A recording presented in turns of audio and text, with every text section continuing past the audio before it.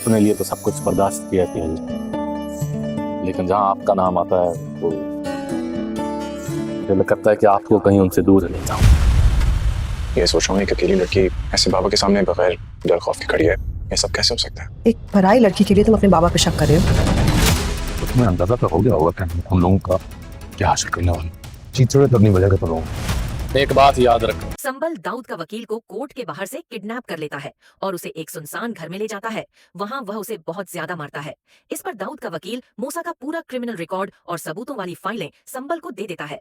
इसके बाद संबल दाऊद के वकील का बयान भी रिकॉर्ड कर लेता है। उसके बाद संबल तुरंत अपनी जीप में बैठकर पिया के घर पहुंच जाता है और असलम साहब से कहता है कि अब दाऊद को जेल जाना है और कोई भी उसे बचा नहीं सकता।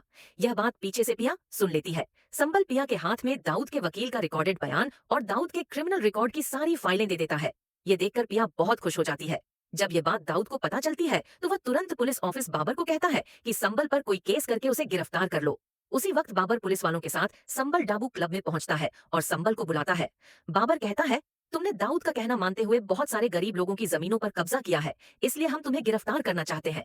यह सुनकर संबल का होश उड़ जाता है। फिर टिप्पू पुलिस को देखकर तुरंत पिया और असलम साहब को साथ लेकर पहुंचता है।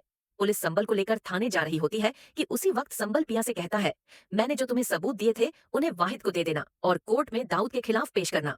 यह सुनकर पिया तुरंत असलम साहब के साथ वाहिद के पास पहुंच जाती है और उसे सारी बात बताती है। वाहिद पिया से दाऊद के क्रिमिनल रिकॉर्ड और सबूत ले लेता है। अगले दिन पिया असलम साहब के साथ कोर्ट में पहुंचती है और वहां वाहिद भी मौजूद होता है। असलम और पिया जज के सामने खड़े हो जाते हैं। वाहिद दाऊद के खिलाफ सारे सबूत जज को दे देता है। जज तुरंत पुलिस ऑफिस बाबर को हुक्म देते हैं कि दाऊद को कोर्ट में लाओ। बाबर दाऊद को कॉल करता है और दाऊद तुरंत जज के सामने पहुंच जाता है। जज दाऊद से पूछते हैं, तुम्हारा वकील भी तुम्हारे खिलाफ बयान दे चुका है और तुम्हारा क्रिमिनल रिकॉर्ड भी सबसे बड़ा सबूत है, क्या तुम ही मूसा हो? जज दाऊद को जेल की सजा सुनाते हैं।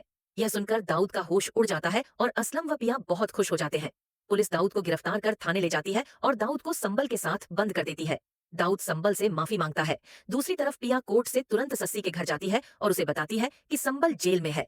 पिया शरियार साहब को कॉल करके सारी बात बता देती है और शरियार संबल को जेल से रिहा करवा देता है। पिया असलम साहब के साथ थाने पहुंचती है और उसी समय संबल